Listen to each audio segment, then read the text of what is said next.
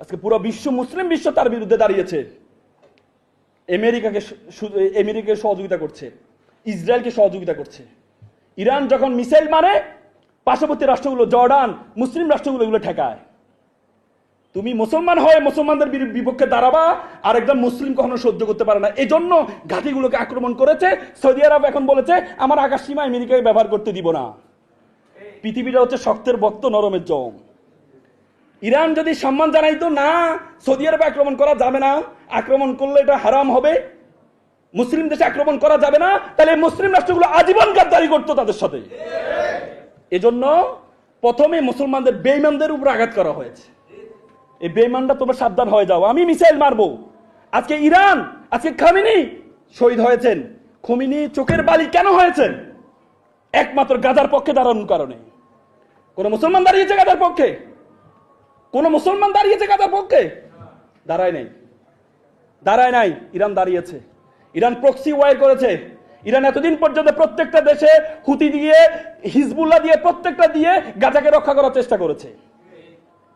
আল্লাহ তাআলা, আল্লাহ রাসূল ভবিষ্যৎবাণী করেছেন। আল্লাহ রাসূল বলছে কিয়ামতের আলামতের মধ্যে একটা আলামত হচ্ছে খোরাসাইন থেকে কালো পতাকাবাহী একদল বের হবেন। তারা গিয়ে জেরুজালেম রক্ষা করবেন এবং বাইতুল মুকাদ্দাসকে কি করবেন? রক্ষা করে জয়ী করবেন। তার মানে আল্লাহ রাসূলের ভবিষ্যৎবাণী আলোকে বলা হয় তাকে খোরাসাইন হচ্ছে ইরানের একটা প্রদেশের খোরাসাইন। আল্লাহ রাসূলের ভবিষ্যৎবাণী মিথ্যা হবে না, কখনো মিথ্যা হবে না। আপনি যতই কথা বলেন শিয়া সুন্নি দিয়ে, শিয়াদের মধ্যে 11টা ভাগ আছে। আমাদের অনেক সুন্নি আছে না, যারা নিজেরা নবী দাবি করে, আছে কিনা? কাদিয়ানি আছে না? আপনি যদি বলেন আরে সুন্নি মানে নবী দাবি করে, সুতরাং এরা হচ্ছে কি, এদের সাথে কথা বলা যাবে না, হারাম হারাম হারাম বললে হবে? শিয়াদের মধ্যে 11টা ভাগ আছে। শিয়াদের মধ্যে 11টা, একটা ভাগ আছে খুবই খারাপ, যারা রাসূলকে রাসূল মানে না, মনে করে আলী রাদিয়াল্লাহু তাআলা হচ্ছে সর্বশেষ, নাউজুবিল্লাহ, সর্বশেষ নবী ছিল। কিন্তু তার অনেকগুলো যারা এখন নেতৃত্বে আছে তারা রাসূলকে মানে, তারা কোরআনকে মানে। আর আপনি শিয়া সুন্নির কথা বলে আপনি তাদের মধ্যে বিভেদ তৈরি করার চেষ্টা করছেন, তাদেরকে খারিজ করে দিচ্ছেন। এটাও ইরানের চক্রান্তের ফল ইরান ভোগ করছে। এই ইরান আমেরিকার সাথে মিলে ইরাকের ক্ষতি করেছে। সাদ্দাম হোসেনকে গ্রেফতার করা হয়েছে। ইরানের শিয়া বিচারপতিরা ঈদুল আজহার দিন বিচারের রায় কার্যকর করে প্রেসিডেন্ট সাদ্দামকে ফাঁসি দিয়েছে। আর সেই ইরাক থেকে ইসরায়েল ইরানে হামলা করছে। এটা ইরানের শিয়াদের মুসলিম সুন্নিদের সাথে বিদ্বেষের ফল সে ভোগ করছে। আপনারা তো গোড়ার খবর জানেন না। 2 পাতা পত্রিকা পড়ে আর একটু ফেসবুক দেখে আপনারা সিদ্ধান্ত দিয়ে ফেলে এইটা করলো না কেন, এটা হলো না কেন। আপনাকে গ্লোবাল পলিটিক্স বুঝতে হবে। যুদ্ধে যেন ইসরায়েল শোচনীয়ভাবে পরাজিত হয় ইরানের কাছে, সেই কামনাও করব। আমরা জিহাদ ছেড়ে দিছি না? ইসরায়েল এবং ফিলিস্তিন যুদ্ধের ক্ষেত্রে বাংলাদেশের তথাকথিত তালেবর, বুইফোর, আতেল বুদ্ধিজীবীরা আরব বিশ্বের শাসকদের দিকে আঙ্গুল তুলে যে ওনারা কি করতেছে। তো প্রশ্ন হচ্ছে, বাবা তুমিও তো মুসলমান, তুমি কি করতেছো? শুধু সরওয়ার্দী উদ্যানে যে মার্চ ফর গাজা করে ভাবছো একেবারে দুনিয়া উল্টায় দিস। এখন আমরা যদি বলি বাংলাদেশ থেকে রিক্রুট করা হবে 1 লক্ষ মুজাহিদ যুদ্ধ করবে ফিলিস্তিনের পক্ষে, ইসরায়েলের বিপক্ষে, এই মুসলিম নামধারী বুদ্ধিজীবীরা আমাদেরকে সন্ত্রাসীর তকমা দিবে। এরা এত বড় হারামজাদা।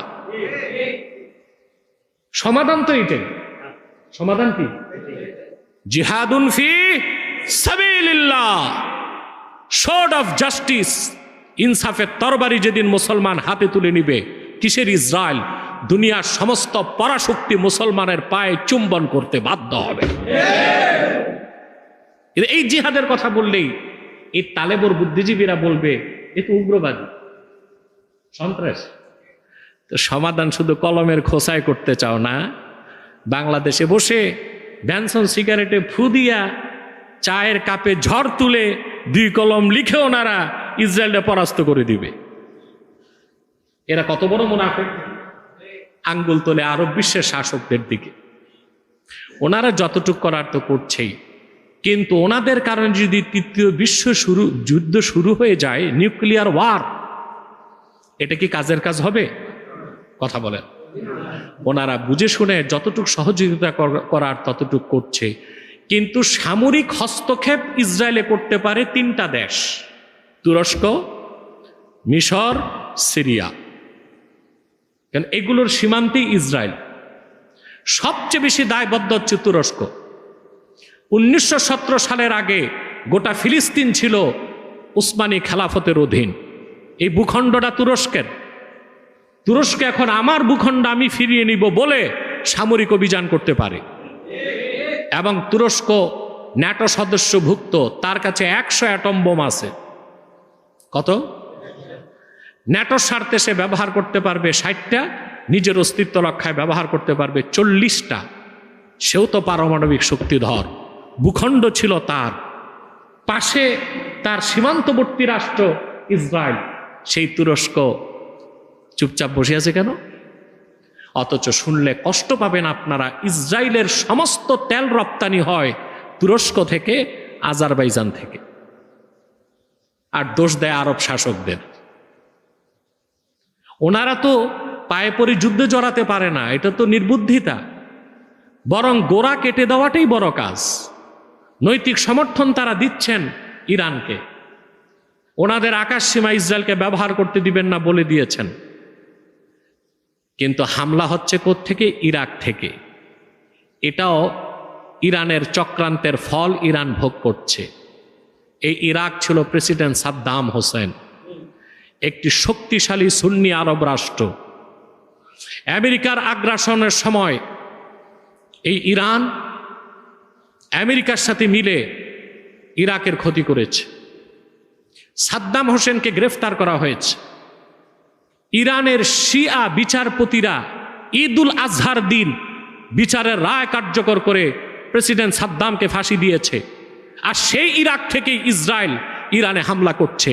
এটা ইরানের শিয়াদের মুসলিম সুন্নিদের সাথে বিদ্বেষের ফল সে ভোগ করছে। আপনারা তো গোড়ার খবর জানেন না। 2 পাতা পত্রিকা পড়ে আর একটু ফেসবুক দেখে আপনারা সিদ্ধান্ত দিয়ে ফেলে এইটা করলো না কেন, এটা হলো না কেন। আপনাকে গ্লোবাল পলিটিক্স বুঝতে হবে।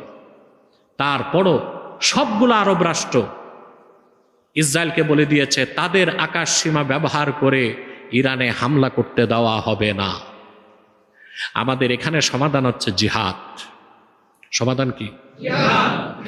রাসূল করিম সাল্লাল্লাহু আলাইহি ওয়াসাল্লাম ইরশাদ করেছেন, কখনো আল্লাহ তাআলা তোমাদের উপর থেকে জিল্লত বা বেইজ্জতকে উঠাবেন না যতক্ষণ না তোমরা দ্বীনে ফিরে না আসো।